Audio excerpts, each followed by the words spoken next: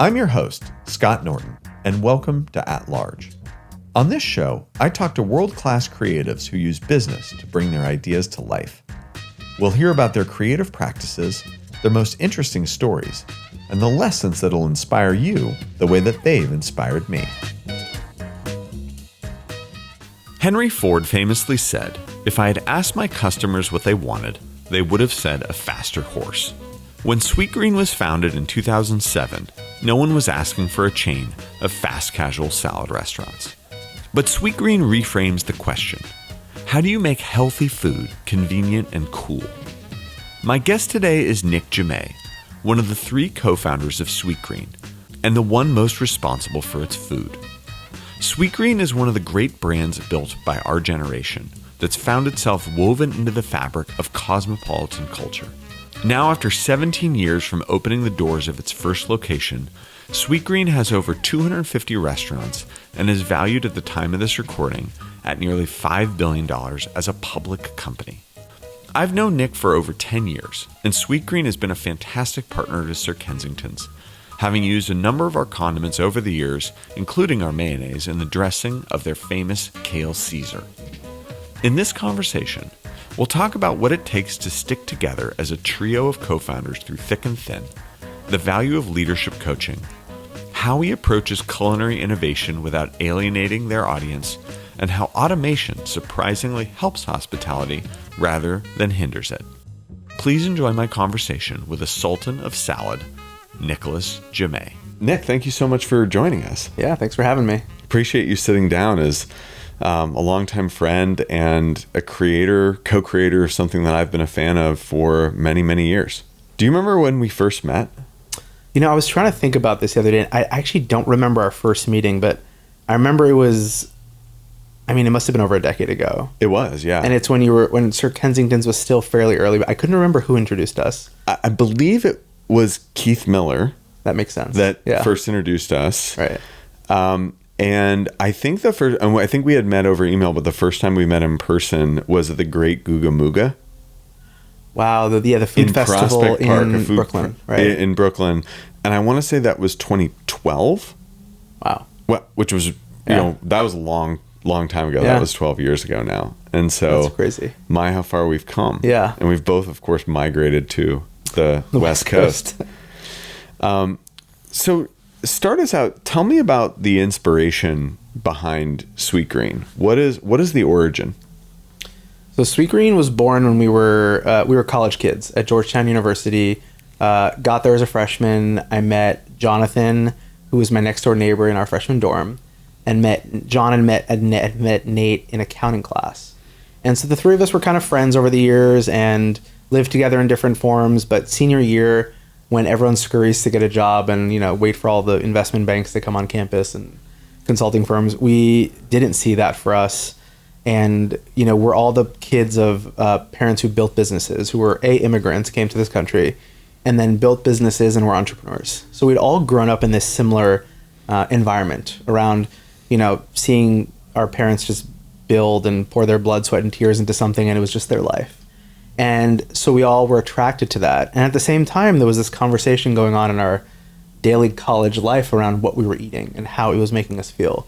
And, we really didn't like any of the options. A lot of them tasted good. They just didn't make you feel very good. We didn't feel like they were speaking to us. And when we started to dig a little deeper, we realized that, we started to see the conversation on food start changing a little bit, but ultimately we realized that all the food options that were the most accessible, the coolest brands, and the most delicious were all the least healthy. And these things were great, and we loved having that greasy sandwich place that's been there for 50 years, and those are all delicious. But in terms of food that fuels you every day and food that you can actually make you feel a certain way, we felt like there weren't any options.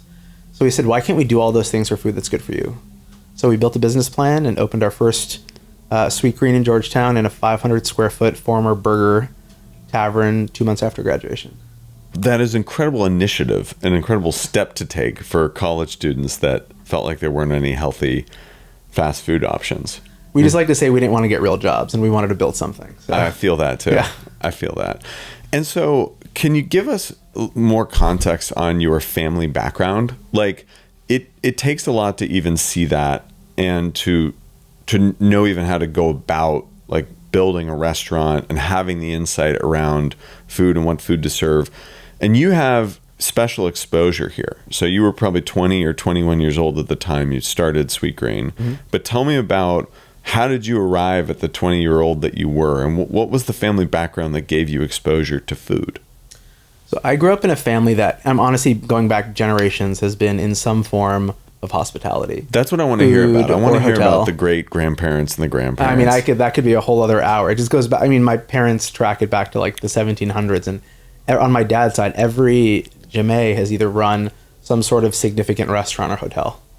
More usually much higher end fine dining across the generations.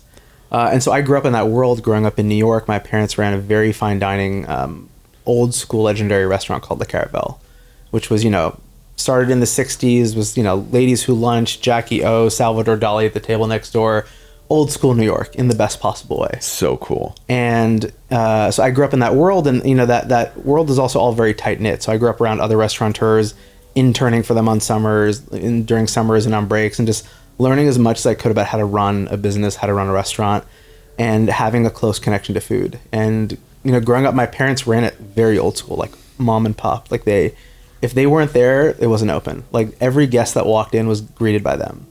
My dad would go to the flower market at 5 a.m. on Mondays, fish market at 5 a.m. on Tuesdays, meat market. Like every morning he was going and picking out everything himself. And they weren't chefs. They just ran the restaurant. There was always an executive chef. But so I saw my parents just fully live this business. And at the end of the day, it was all about how they made people feel. Even though it was fine dining, it was about building this relationship with the customer, having regulars, and making them feel like they were part of that community, and then giving them product and a meal that they really enjoyed. So that's the world I grew up in. So I had a deep appreciation of food.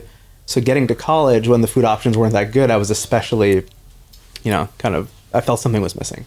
I know exactly what you mean by feeling something's missing. Like most people put on 15 pounds. They call it the freshman 15.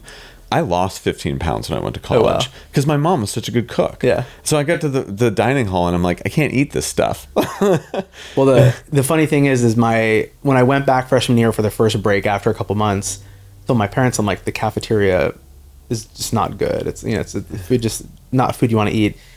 And they were so worried about me that they sent me back. They had the restaurant at the time still, and they sent me back with a massive cooler full of the restaurant was famous for roast ducks. So they sent me back with a bunch of roast ducks and chickens and all these obscure poultries. And so I got back to my freshman dorm, and I had in my little half-boy fridge was a row of beer. There was a bottle of Bacardi, and there was a roast duck. Beautiful. And so I'd be cooking the roast duck in the common area, and everyone looked at me like I'm a weirdo. You're they're that's what I wanted to eat. basting the skin and getting it crispy. Yeah. And oh wow, like a French provincial restaurant there in Georgetown. And so tell me, absorbing from your mother and father, watching their commitment to hospitality, their connection with the guests, this kind of old world restaurant that they created, what of that is the DNA now that you think is expressed in Sweetgreen? I'd say so much of the DNA of Sweetgreen, even in those when it was born, came from John, Nate, and I. And of our experiences in college, and of being in Georgetown, and of being in DC, and just missing those options. John had gone away on summer break to Australia, and John and Nate were from LA, and so they knew that there were these different options of food out there that could exist, and that's kind of what sparked it. And John was like, we should build this.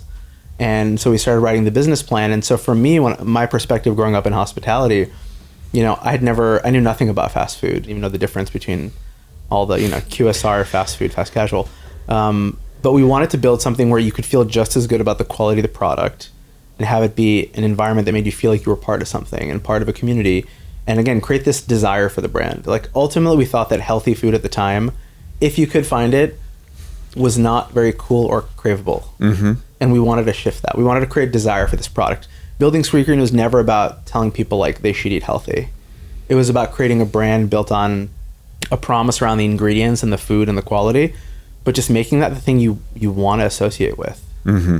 It was very much about, pun intended, the carrot rather than the stick. Right. So what is the food philosophy of Sweetgreen?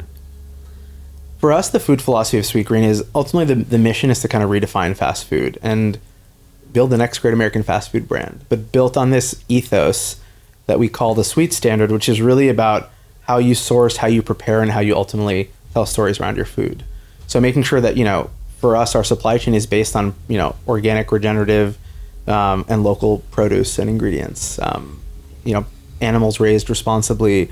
We don't use seed oils in our cooking. We don't use any additives like preservatives or dyes or colors or any flavor enhancers that are highly processed. And so for us, it's about this promise around the food, building a supply chain around that, and then making sure that we can transparently share that with guests in our restaurants. And so much of that we have learned as we've built. Yeah. And we're building it at scale now, but it's been a fascinating journey just to learn how to rethink parts of a very traditional fast food system. You make it sound so simple and so elegant, but in reality, it is incredibly hard to do what you're doing because you have over 250 locations, and that means that they're spread geographically all throughout the country. Yep. And if you want to source locally and you want to source without preservatives or dyes or any of those things, you need to find the appropriate manufacturers, producers, vendors, farms, distributors that can handle that distributed supply chain in all of these different geographies. Yeah.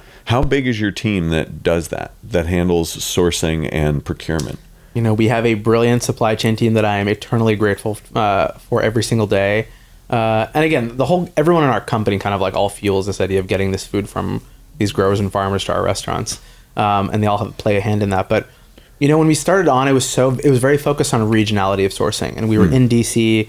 We'd met all of our farmers at the DuPont Circle Farmers Market. We actually still work with some of them today, 15 years later. But so much of it was built around that. And as we've scaled now to, I believe 21 states, almost 250 restaurants, the food ethos has really been focused on more specifically how things are grown and raised versus exactly where. So we believe in celebrating and focusing on seasonality and regionality, but we've learned and we believe that it's more important to think about how that head of romaine is grown organically in what kind of soil with what practices versus it being under 100 miles away versus right. 200 or 300. Yeah. And so for us, it's been the focus has really become on the attributes of what we're sourcing and how things are grown and raised. That being said, we're so fortunate to be in all these regions around the country with some of the greatest growers. So taking advantage of those regional food sheds and working with some of these, insane growers and farmers in each region is also wonderful. Yeah, absolutely. Kind of to sprinkle those people that are savants on top of that and to incorporate maybe lesser known hybridized genetics and things like that for flavor. When peach season comes in, it's we get to buy peaches from Frog's Hollow Farm in Northern California, and there's nothing greater than their peaches. Is this the famous peaches from maybe Matsumoto or Matsumoto is the one you're probably thinking about with Alice Waters, but right. Frog's Hollow is in that bucket. It's in that tier of peach. Yes. Yeah, that's cool.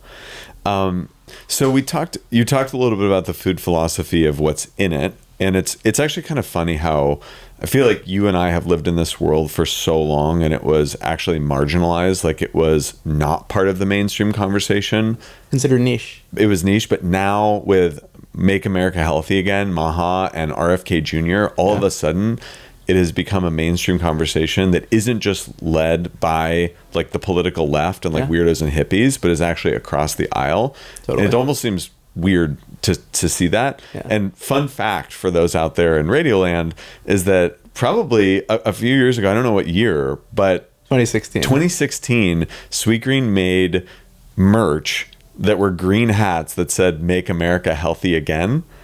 Yes, and I had one of those hats and wore it, and now that phrase has been co-opted and transformed. I don't think you probably make those hats anymore. It's a great phrase. We're happy people are using it, but yeah, we did a campaign in 2016 around removing. We were going through all of our ingredients and found that in the hot sauce bottle we're using at the time, it was 30% refined sugar. Oof. And we realized it was customers were getting that with a squeeze of lemon or lime, thinking they were actually getting, instead of our dressings, thinking they were getting the healthier option. And it tasted delicious, but we realized we want to remove all refined sugars from our restaurant, even hidden in the ingredient that goes into the dressing. And so we cut it, and we cut some other things on our menu and shared that transparently under the lens of Make America Healthy Again. Yes. And it was right when, President Trump had announced his first candidacy, before a lot of the speeches and before it was, before he really got started. So it was like a very early play on his thing. But ultimately, for us, it became just a message of like transparency around us sharing this journey of us trying to redefine and reimagine parts of our food system and all the ingredients that go into our restaurant. And honestly, the work we did with Sir Kensington's was amazing. I mean, you all, we loved sourcing your products. Thank you. Appreciate I think at some that. point you all made a custom mayo for us. Yes. That didn't have any sugar in it because there was like 1% sugar in mayo or something. Yes, that's right. I mean, we're really grateful for that partnership, and for your scale and reach and visibility are happy to customize. So thank you for that partnership. Going back to the food philosophy, so we've talked about the kind of the material integrity of the product. Mm-hmm. Let's talk about the actual culinary philosophy mm-hmm. and the kind of end product, like the dishes that you create. Tell me a little bit about that food philosophy. So we talked about, of course, it needs to be appealing, but I'm particularly curious about like, how do you figure out what people are actually gonna want? And how do you, are there ever times where you really want to make something, but you're like, oh, this won't play in Peoria. Like, the middle America is not going to eat this. And, we've got 250 restaurants now. Like, talk to me about how you find the boundaries of where you can push. Yeah, it's a great question. I mean, I think ultimately so much of our food and the culinary point of view starts with the supply chain and the attributes. And, one of our early chefs used to like to say, it's the farmer's job to create the flavor. It's my job to just not mess it up too much. Mm-hmm. And so there's this idea of letting the quality of the product kind of shine and be celebrated. But ultimately for us, about creating a menu that has good range and breadth and can serve more and more people. As we have scaled, it has changed how we think about some of those flavors. Yeah, let's talk about that. Yeah, and ultimately for us, we spend a lot of time listening to our customer with consumer insights and focus groups and just like spending time in our restaurants with our customers to understand what they love, how they're, why they're getting what they're getting, what they would want that's different. And there's so much value in that. But we also spend a lot of time looking at where we believe the world is going and where we think food is going. Tell us. And so it's this balance of, I think, listening to the customer, but also leading them. And there's been moments in our history from a culinary and product point of view where we've launched products that, I mean, most of the time in our early days, launching product was not about what the customer said was the thing they wanted the most. That was part of it, but we wanted to tell stories about food that we thought were important that weren't being told, that we thought were delicious. At the end of the day, no matter everything we do, it all comes back to like the simple thing of it has to be delicious and craveable. Mm-hmm. Otherwise, like none of this matters. Mm-hmm. Doesn't matter how well sourced your food is. Doesn't matter how great your restaurants are. If people don't crave it and have desire for it, none of it matters. That's right. But so ultimately, in the early days, for us, it was about really uncovering beliefs or truths we saw in food that we wanted to put on a microphone. Yeah. And so whether it's, we did this big campaign with Dan Barber where we bred a custom squash. He had started this company called Row 7. He called me right when he started it, and he was telling me about it. I'm like, great, I'll take 100,000 seeds of your kogi nut squash. Let's do it together. And we did it, and no one had ever grown that squash at scale, but it was a squash that had been bred for flavor and color and like a very intentionality around the breed, around just how it tastes, mm-hmm. which is not the thing that is most optimized for with seeds mm-hmm. and vegetables. It's usually color, durability, like how it travels, like all the things, other than flavor. Mm-hmm. And so he started this company on this premise, and we said that's what people should be talking about. How do you make these ingredients so craveable, starting with the seed? And so we bought the 100,000 seeds, planted them in 6 farms, 23 acres, with some incredible farmers like, Jim Ward in Boston and Alex Weiser here in California. Weiser Family Farms. My favorite farmer of all time. Beautiful. Yeah, he's incredible. His products are incredible. But we kind of gave them these seeds and we just like crossed our fingers and hoped they would come out of the ground because no one had ever done it at scale. And they did, and they had to cure for a certain amount of time. And then we had this whole campaign around, like how it's all about breeding for flavor and how like, look at this vegetable that most people don't think of as the most desirable thing, and how do we really treat it the same way that all these fast food brands are treating some of these really craveable products, and B, even how the best consumer brands treat their products when they drop them. So we literally had a billboard of Dan Barber in Times Square holding a squash. We mailed out influencer boxes with these and they're beautiful, these kogi nut squashes, but with this squash as if it was like Nike dropping the next Virgil shoe. Mm-hmm. And we gave it the same respect and, kind of treatment that great consumer products should get. Yes. And for us, it was about elevating that conversation, and they were a hit. And so for us, there's been moments, but never once in a consumer insights did people say, we wish you would breed us, have a squash that tasted a little better, or it wasn't something that we heard. We just knew that people wanted to have a closer connection to their food, and they wanted to have things that tasted really good. Mm-hmm. It reminds me of that Charlie Munger quote, which is pick something and take it seriously. Mm-hmm.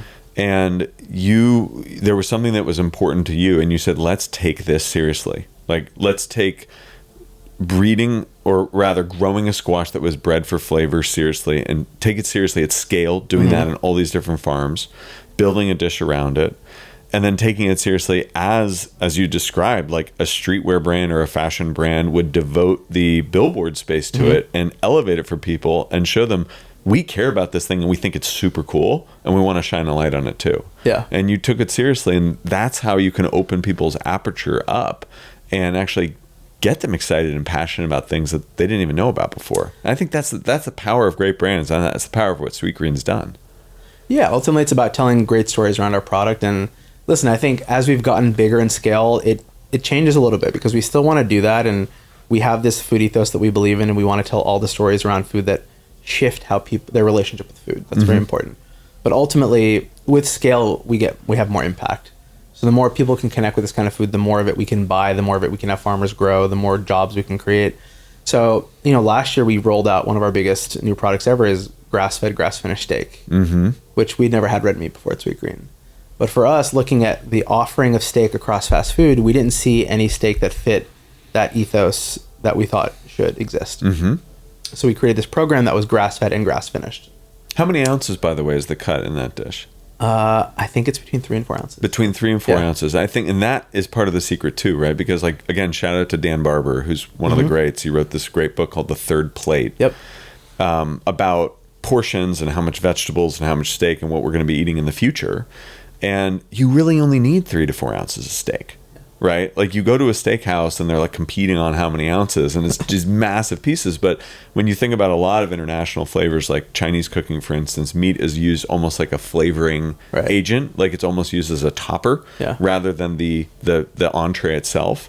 And I mean, you can do that, right? You can serve a steak and you can make it a good steak and you can hit a fast casual price point if you can just do 3 to 4 ounces, right, and deliver that flavor. Yeah, we think a lot about, again, the attributes, the portion. It's all part of this bigger equation. But I would say, when it comes to food philosophy, the biggest belief over the 17 years of building Sweetgreen is that ultimately food, from a taste and nutrient point of view and what people should be eating, is like highly personal. And so, like, maybe some people should have no meat, some people should have 3 to 4 ounces, and some people double that. Yeah. And ultimately, for us, we've built Sweetgreen to have that customization element that is, allows people to kind of eat there and opt into whatever experience or journey they want. Yes. And so for us, having steak was, it was important to add that range to our menu and give people optionality of a high quality steak that tastes really good, but also hits all the attributes that we think should exist in the food system. Sweetgreen has a specific style. Like, it's aesthetically a dialed experience. Your 2 co-founders, Nate and John, are aesthetically inclined, I would say. Tell me a little bit about, like, how did you evolve that style of Sweetgreen? Like, and how did you go about making it sort of that aesthetic expression? Yeah, it's a great question. I mean, I think when we were first starting out, we wanted to create a place and a product experience that made you feel different, that made you feel like there was a different point of view. We were saying something different about food. When you walked in, you just felt like you were in something that you'd never been part of. And so typically fast food restaurants were kind of ugly and felt cheap, and we wanted to create an experience that felt elevated and matched the food, but was still casual and quick and all those things. Yeah. So early on, it was so much about that physical experience. And then as we've grown over the, 17 years, it's become such an important part of how we think about the overall experience at Sweetgreen, and how every little touch point, every detail matters. And there's so many of them, and we don't always get them right, but the intention, when we can get really intentional around how something feels, looks, or smells when you walk into the restaurant, or every little detail down to what the team member is wearing, and how we can just think a little differently about it. And sometimes it's just a wink, something that's a little different, that makes, even if it's the uniform the team member is wearing, and if it makes them feel a little different, that will translate to the customer. down to the colors in your bowl, to the design of the restaurants, to, so it's something we've always cared really deeply about. And so we've surrounded ourselves with people that inspire us, that we can learn from.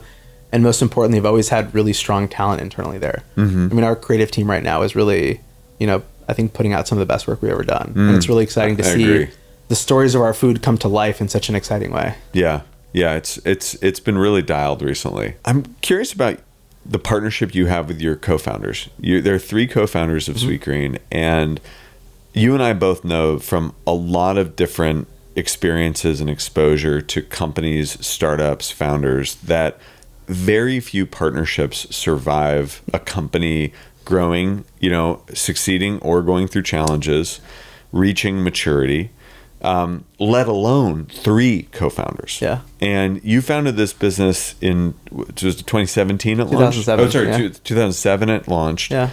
And you're now a publicly traded company with, at the time of this recording, a value sitting around $5 billion. How did your partnership last through all of that growth and through all of that time? It's one of the questions we get the most. And honestly, it's probably in the 17 years of building Sweetgreen, the thing I'm most grateful for is having partners that can be on this journey with you. And we started as 3 college kids that knew nothing, but again, had similar, grew up in similar environments with parents that were doing the same thing. And honestly, we just have a shared vision for what we wanted to build, which I think is the most important. We're aligned on exactly what we believe around Sweetgreen and what it should be and how big it can be and the change we can create in the food system. So mission aligned, I think, is most important. The 3 of us are very different. We're very complementary. And I think we've always thought of that as a good thing. Because if we all believed the same thing, then what's the point of having 3 of us? In terms of if your ideas are all the same. And whenever we're debating something, the 3 of us, there is everyone is poking the idea or pushing the idea forward, or and ultimately, I think because we're so different, we get to divide and conquer a bit more in the business. For the first 10 years, we were co-CEOs. That's right. But we always kind of had our spheres in the business, so we just kind of made those more. We just went a little deeper there, and so we were all very complementary. And ultimately, there's a lot of trust and love there. And we all we spend a lot of time together personally too. We have kids around the same age. Our wives are friends. Nate and I live 5 blocks away from each other. We sit together in a room a lot of the day. And so a lot of it is just around having that trust.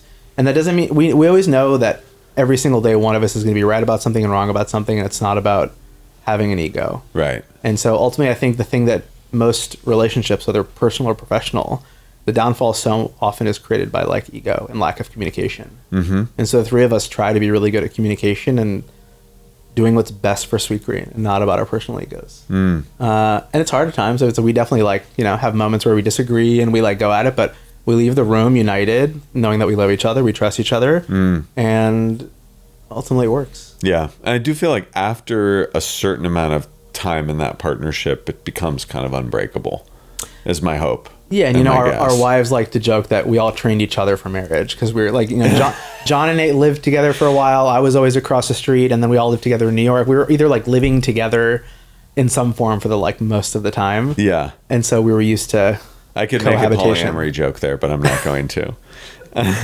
Let's peel off a level deeper here, though. Yeah. So, again, one of the things I'm fortunate to be grateful for is that you introduced me to my coach, Charlie Jones, who I've worked with for a number of years now, and was someone that you've worked with as a leadership coach, communication coach, one might say an executive coach. Yes, you trust each other, your vision aligned. I think a lot of founders could say that. Talk to me about what are the actual practices, the cultural practices. Do you have founder hour with each other once every 2 weeks? Do you have a special word that you say when someone's not comfortable with something and you want to disagree? Great idea. Or the company that we're sitting in now, when they have an idea, in a meeting that's everyone could easily pounce on and be like, that's a terrible idea. Somebody says stuffed animal. It's I got a stuffed animal I want to put on the table. What if we try this? Right? And it kind of gives people permission to think abundantly for a second. That's just one example. But talk to me about what are some of the tactical things that you and your founders have done, maybe with the help of a coach or other cultural practices you put in place. Yeah, first of all, I would say Charlie Jones is probably one of the most talented people in the universe. He is everything you said and more. And early on, he was someone that helped us not just help with our personal and partnership relationship, but he helped us also just think about the Sweetgreen brand and how to architect it. And, he helped with a lot of the early brand architecture work that got us really excited about what Sweetgreen could be. And so he's a big part of our history.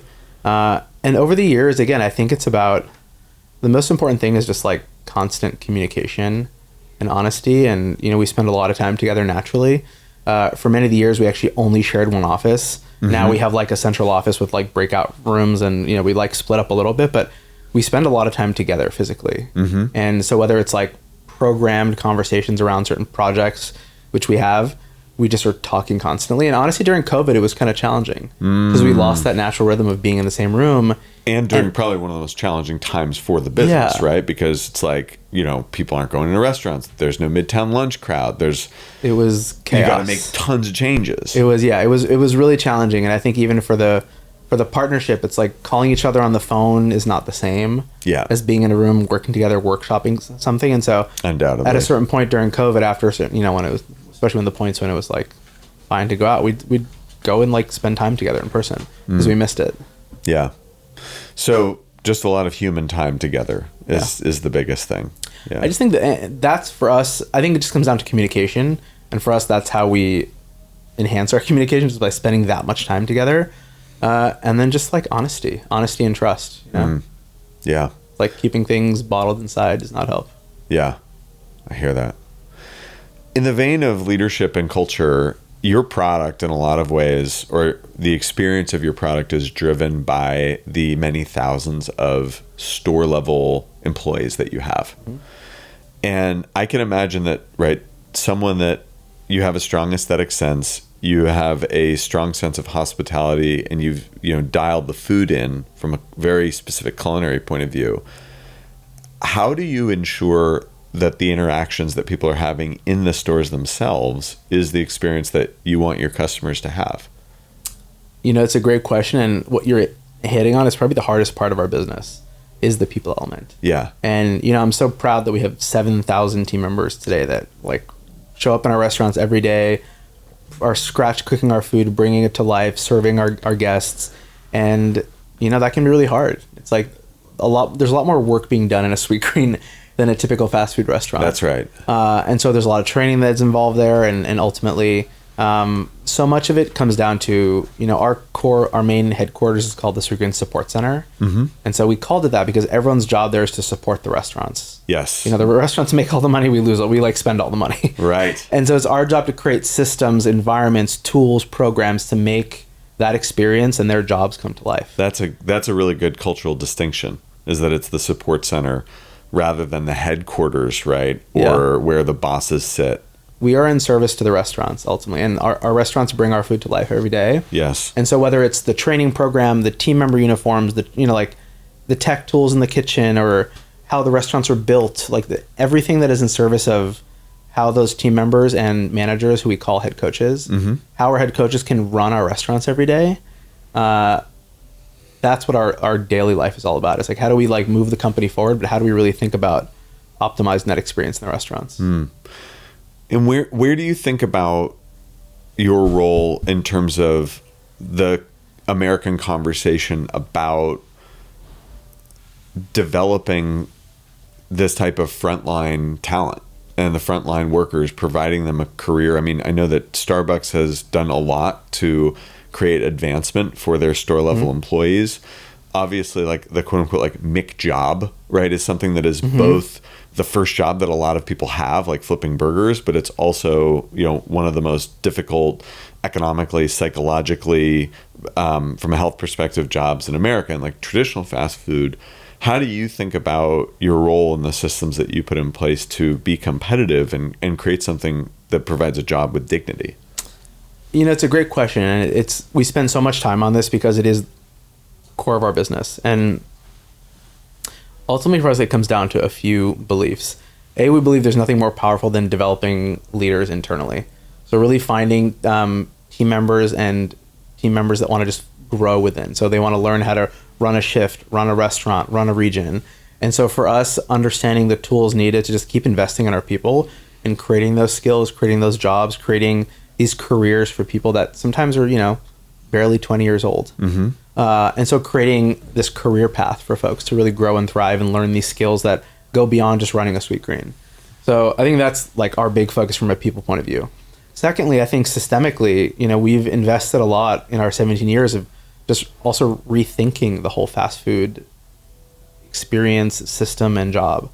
And so, whether that's, what tasks they're doing in the restaurant to more recently, we've spent a lot of our energy on really rethinking the engine of our restaurant and investing in automation. And the main point of that is to really think about a food experience for both the customer and team member that is evolved and better. And thinking about the team member experience today, and what they get paid and the tasks they're doing and the business model. How do you make how do you create a win across all of those? And for us, it's thinking more systemically around how we shift our engine and how our restaurants are run, and just creating a whole different team member program and team member experience. And so we have these automated restaurants now that have what we call our infinite kitchen, which is the engine that powers the assembly of the food. And it removes that task from the team members, which is kind of the most repetitive and stressful part of the job. And so the team members that Which is what specifically prep? The assembly.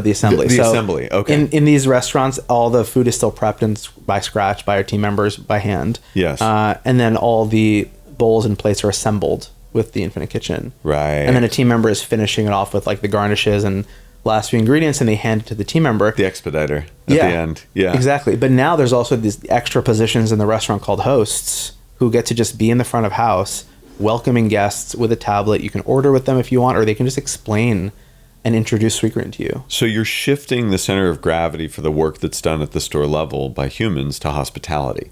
Exactly. And that's the point. And we're still early in this journey. We have actually 12 of them now. Infinite kitchens? Infinite kitchens. And so we're learning so much around the experience, both for customers and team members. But the idea is to really think about using our team members for more hospitality-focused tasks in the restaurant, and obviously maintaining the freshness and the scratch cooking of our restaurant. And even the feeling in these restaurants is completely different. And we just believe building an engine in a restaurant in that direction creates a better job for the team member. And so we get excited about where fast food can evolve towards, and leveraging automation as a platform shift to just rethink not just the ultimate end product and customer experience. I mean, the Infinite Kitchen makes 500 bowls an hour, so in terms of like speed for the customer and consistency of product and all those things, accuracy of product. There's a lot of value for the customer, but ultimately the job for the team member is different now. Sure. They're not memorizing and assembling like 20, like however number of bowls per hour they have to do at a high pace. It's so much less dystopian than I once imagined. Yeah. What's changed now that you're a public company? We've been public for 3 years, and honestly, before that, we had slowly started acting like a public company, but I just think it creates more focus and discipline. And for us, we try to balance that and not being obsessive around the quarter while still trying to hit your quarter. Yes. So really staying focused and disciplined on execution and doing what you say you're going to do. But also still staying focused on the long term, right? And not making decisions just for the short term. And so it's a balance that we strike that I think actually going public has created a really good sense of discipline for us, because as you can imagine, having 3 founders when you're a private company, there's no shortage of like ideas and things you want to build and things you want to do.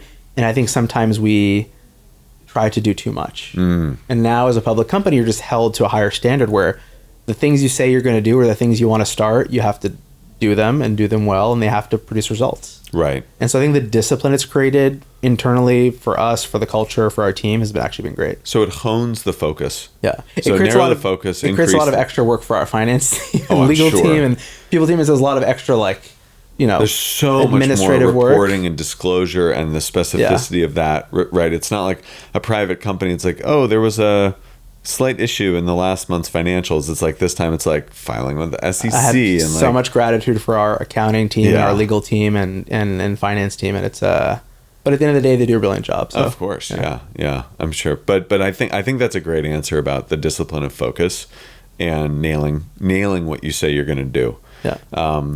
Which is, it seems appropriate for a company that is more mature and is more at scale. I can imagine that would be really debilitating for a subscale company that still needs to flail around a bit, you know, and kind of pursue some dreams that are never going to get executed. But I think eventually when you get big enough, then you can start doing those weird things too, because they become tiny little line you know, items. we've tried to stay very, you know, all that being said around discipline and scale and making decisions the right way, we still want to maintain enough of like the energy that of what Sweetgreen is founded on, of like thinking about things differently. Yeah. And even when we go back to the conversations around the customer, we love the customer insights and the focus groups, and they're so valuable and we love them. But at the end of the day, you can't just take those literally and just do everything it says. Because if you just do everything the customer tells you, you're just going to look like everyone else. Of course. And so ultimately, we want a business that is, you know, that we can grow and is and has a great business model. But we also want to continue to push some boundaries and distinction in the right ways. Absolutely. Yeah. You're famous for partnerships as a restaurant. David Chang, Naomi Osaka. What have been some of your favorites? You know, I would say, honestly, Dan Barber was a favorite. We worked with him twice. We worked with David Chang twice too. But Dan Barber, I think, just really, his philosophy on food and its connection to the land and soil and how, and like his book, The Third Plate, really did help shift, you know, how we thought about food. Even like his program on, you know, food waste. Mm-hmm. And so I think fundamentally, folks that have had a really big impact on us, he's probably at the top of the list. He's also interpersonally so energetic. Mm-hmm. You know, I've spent just a little bit of time with him, but reading his book and seeing pictures of him, you almost think he might be like stoic or like kind of like a downer, but in person, he's got this electric energy, and it's like, I don't know how old he is, but he's got the energy of like a 19-year-old. He's got a lot of energy. Yeah. Props to Dan Barber. Yeah. That is a great one. And then I would say Naomi Osaka was a favorite because for us, starting Sweetgreen, this fast food brand, you know, as young college kids, it was always our dream to kind of hit so many of the milestones that you see in typical fast food. It's like, I want a pylon on the highway. I want to drive through. I want like a celebrity in our campaign. You know, we want to use the same tactics that all these fast food companies, a lot of these great consumer product companies are just brilliant marketing engines. Mm-hmm. And so we wanted to take the same principles there and apply them to our food. And so Naomi Osaka was a really exciting one because ultimately you see this next generation of athletes that are interacting with products very differently and using different products and just thinking about their health and their performance and the fuel they use for their performance very differently. Totally. And we didn't just randomly reach out to her. We found out she was eating Sweetgreen 4 days a week just for her training. And honestly, every single one of our partnerships, for the most part, start from this point of like authenticity. Muy auténtico. Yeah, most chefs, it's like I find out we're using some of the same farmers, or I see them in line at Sweetgreen, or you know, we did a bowl with Danny Bowen years ago, and it's because I saw him online at Sweetgreen one day, and I'm like, sick. We should do something together. Yeah. And so this idea of like organic connection, authentic connection, we don't just, you know, want to find someone with a big reach. We want to find someone that believes what we believe and wants to share that story. Yeah. So Naomi was eating Sweetgreen 4 days a week, and so we connected with her team, and it was just so authentic, and she had a lot to say. And you know, she had and it was before she kind of had her moment where she talked about and used her platform for mental health. Well, it was almost contemporaneous, right? Mm-hmm. I mean, you guys had outdoor media go live, and then I think like 10-15 days later she came out and talked about, you know, her mental health, and it was an incredible moment for that platform. Yeah. And so we were really fortunate to partner with her, just because she believes in our mission and the product, and she's a user. But I think there's this like shift in like how sports marketing and athletes think about what products they want to endorse. And listen, the products out there that have the biggest budgets are still all the ones that you would think of. These sure. But ultimately you see a future in the world, like, you know, whether it's 5, 10 or 20 years from now, where that could change. Mm-hmm. And the goal is to have Sweetgreen be at a scale where we can rival budgets like that and like have the biggest voices in the world hold up our product instead and be like, this is what I used to train. Yeah.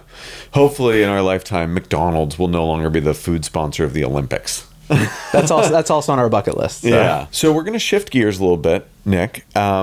There's a friend of the show and a friend of yours, Andrea Hernandez, who is also known on the internet as the Snack Shot. She's the snacks queen. She's got all the tea, all the scuttlebutt. She sure does. And she's got an incredible, curious, engaged audience who loves food. And we asked them, what are some questions that you would want to ask Nick and about Sweetgreen? And so I've got a couple for you here. Great. And You can, maybe there's some behind the scenes stories in here. But to start, burning question, will the waffle fries become available nationwide in 2025 and be a full-time menu item, or will it just be a seasonal side? Is this question from Andrea or her followers? From her fans. Gotcha. Yeah, from her followers. We were really excited that the Ripple fries are live in all of LA as a test market. Yes, not the waffle fries, yes, the Ripple fries. The Ripple fries, big difference. But we were excited about seeing them live in our restaurants, and it's a test market, so we hope for it to go live one day national. Great. I can't wait to try those. Yeah. I love fries. Yes, you do. Yeah. And there is a pickle ketchup. I hear the ketchup paired with them is quite good and inspired by certain gentlemanly ketchups. Sure is. Yeah. What has the expansion of protein-forward dishes taught you as a salad chain? And it sounds like it has made you think more about price value and also allowed you to enter into a new day part.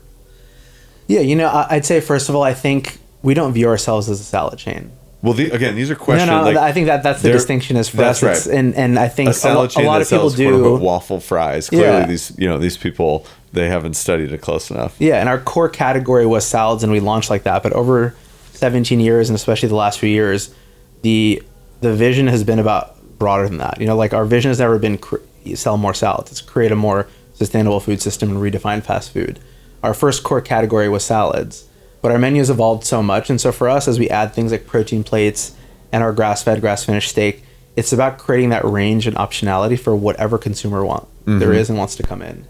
And it's about creating that, kind of a larger customer funnel for anyone that maybe doesn't consider themselves a salad eater, but is like, I'll have a steak plate. Grow the TAM, baby. Yeah, and all built on the same food ethos and the same approach to how we're sourcing and cooking. So that is kind of like the point of Sweetgreen, not our category of salads. Yeah. Will you continue exploring CPG collaborations like you did with Siete? The Siete collab was a lot of fun. I get a lot of inspiration from seeing this next generation of CPG. You love CPG. Founders. We talk about this. Yeah. I see it in your office. Like you love the little maker. I get every sample. I will try everything because I'm so curious on what people are creating, what people are liking, and the virality of some of these products and how quickly they go viral now is kind of shocking. Yeah, Graza, shout out. Graza is great. I mean, honestly, my favorite of all time, Gia. Melanie is brilliant. Gia, brilliant product, brilliant brand. Yeah, and even this last couple months, I've met a number of founders where I'm really impressed with the product, like Jacob Protein, the Sal's tomato sauce folks, the Love Sauce, the Good Girl Snacks, the pickles, Hot Girl Pickles, yeah. So a lot of exciting stuff happening in CPG. So hopefully, the Siete collab was a lot of fun. It was their first time doing a custom flavor and our first time having a chip. So it was fun to bring that to life. Cool. And then last one from that audience, what are you doing to appeal to Gen Alpha? Will you ever launch a kids menu? And I'll editorial on that. I can just imagine what the Sweetgreen kids meal toy would be. That would be a funny little But what do you think about kids and families? Absolutely. I would say part of the menu evolution for us has been about broadening the offering for different folks, including more families and kids. We actually have a very basic kids menu right now, so we do have a kids offering, but we do have a lot of exciting ideas around how to really expand that and bring it to the next level. And for us, we spent a lot of time in our 17 years thinking about this next generation and their relationship to food. And if you can get it right from the beginning and make this the cool food and the food they crave and they desire, it kind of like solves a lot of your problems upstream. Absolutely. I can't wait to introduce little Everett and Sierra, my kids, to that. And the trick with me is my kids is if you want them to eat salad, just tell them it's Caesar salad. I'll put them on the plate and they'll be like, well, is this Caesar salad? I'm like, yeah, this is Caesar salad. They're like, great. Well, now they can come get Caesar salad and fries at Sweetgreen. So. We'll be in. Well, a little birdie told me you might have a special announcement to share. Special announcement. Yes, I think, for us, we're part of this menu evolution. We have some really exciting product launches coming up. And so for us, the, January is right around the corner, and we have a really great launch that is all around our ranch dressing that we're launching with avocado oil. So seed oil free Green Goddess Ranch. And with that comes a whole collection of plates and bowls that are protein packed and seed oil free. Beautiful. Yeah. As a condimentier, I can't wait to try Thought that was your right up Green your alley. Goddess ranch. It is, and ranch is hard, as I'm sure you found in the R&D process, because it's an alkaline product, so it's not acidic the way that most dressings are, which makes it hard to prep in advance. Yeah. And you need to pack a lot of savory flavors in there, and you also need high quality dairy. And oftentimes dairy with some sort of amplified flavor. So the ranch that we know, really, I mean, the MSG, the processed dairy that goes into it kind of makes the flavor. And so I can't wait to try the ranch that I'm sure is delicious. Good. Wonderful. Well, let's move to the at-large and off-the-cuff section. This is our quick fire round. I ask everyone the same question to start here, which is, do you wish social media never existed, or are you glad it exists? That's a really tough one. I would say probably lean a little more towards the first. You're glad it exists, or wait, no, you wish social media never existed. Actually, towards that. I lean towards that because of how it's used today. I have hope that I think the way people use social media will continue to evolve, especially I think how it's used in kids and teenagers and when it's introduced to them. And so I think a lot of the anxious generation conversation that's happening right now is really powerful. Yes. So I think as long as it's used the right way and protected, it can be a powerful form of just discovery, connection. And so there's a lot of good that can come from it. Today, I think a lot of bad comes from it. Yes. Just for mental health. It's an impossible question to answer, which is why I ask it. Yeah. And it is both so powerful and empowering and democratizing and connective, but it is also has all these negative mental health side effects. Yeah. Would you personally, in your own assessment, do you spend too much time on your phone? Probably on my phone in general, yeah. Yeah, me too. Dressing, light, medium, or heavy? Between medium and heavy. Between medium and heavy, okay. What's an unexpected piece of advice that you'd have for someone opening a restaurant? I think there's a lot of restaurants out there, and I think that when you open in a restaurant, it has to have such a clear point of differentiation or be executed so well. It's one or the other or both. Mm-hmm. Really important. I think that ultimately opening restaurants is hard. But if you can have a clear point of view on what you're trying to say with your product and your experience, and the consumer is there for that, and it's not too narrow, then I think you can have a lot of success. So distinction and being different. Yeah. Knowing your lane. So related to that, I got something that's been brewing in my head, and I just have to ask you, why is there no fast casual pasta chain in America? America loves pasta. Yeah. It's got great margins. Yeah. It's eaten by all walks of life. Mm-hmm. Why is there no pasta chain? There are not no pasta chains. I mean, there's, no successful ones, I guess. Noodles & Co., which I think is having trouble now. I thought that was Asian bowls, though. No, it's everything. No? Okay, all right. But there was one. There was one that almost came to life called Pasta Flyer. If you remember, Mark remember. Ladner. Yeah, Mark Ladner, legendary right. chef Mark Ladner. From Del Posto, started it, and it was wonderful. I think he was backed by some big folks too. Mm-hmm. And for some reason, it just never worked. It was in New York. I think pasta also doesn't travel the best. I think it's tough to cook perfectly and travel, and so I think the delivery aspect is tough, but it probably should exist. Yeah. Yeah. True. Do you have a favorite artist or architect that you've collaborated when opening the stores? Because I know that you've worked with the architect who did Phillips Lim's stores, and you worked with Baron von Fancy for the Williamsburg store, seasonal signs. Yeah. Who are some of your favorite creative collabs? We've spent a lot of time with so many incredible artists over the years. I mean, for a while, all of our stores had original works from artists that were from that neighborhood or community that evoked the seasons, and so we got to work with some pretty incredible artists.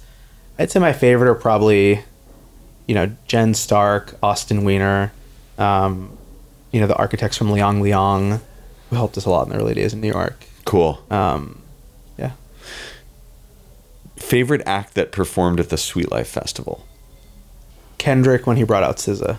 Sick. Yeah, that was amazing. Yeah. I remember the first time that I saw The Weeknd was at the only time I saw The Weeknd live, but it was before The Weeknd blew up with 50 Shades of Grey, and that was an amazing performance.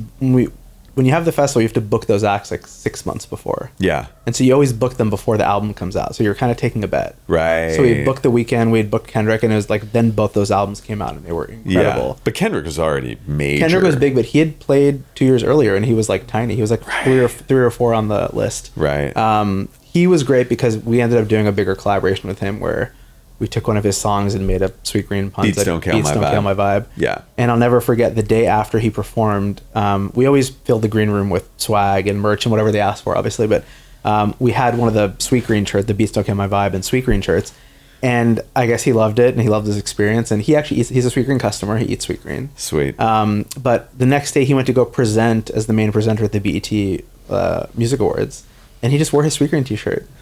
Amazing. Like on the red carpet, it was like everyone's like, "Why is he wearing a Sweetgreen t-shirt?" There you go. And then it's funny. We have this photo of we have a lot of photos of our Sweet Life Festival and farmers on the walls in our restaurants, and so often there's a Kendrick photo on our walls in a restaurant. And when he walks into the restaurant, the team members are always like, "That's you on the wall." Yeah, that's awesome. That is so cool. Remarkable artist. Really Kendrick's lyrics are incredible. Storytelling and yeah. You're a stylish guy. I feel like you've become more stylish over the years. I don't know what the influence is. Credit to my wife. Yeah, good. We ask everyone another standard question, which I'm very excited to ask you, for one good recipe that you love, that's your go-to to cook.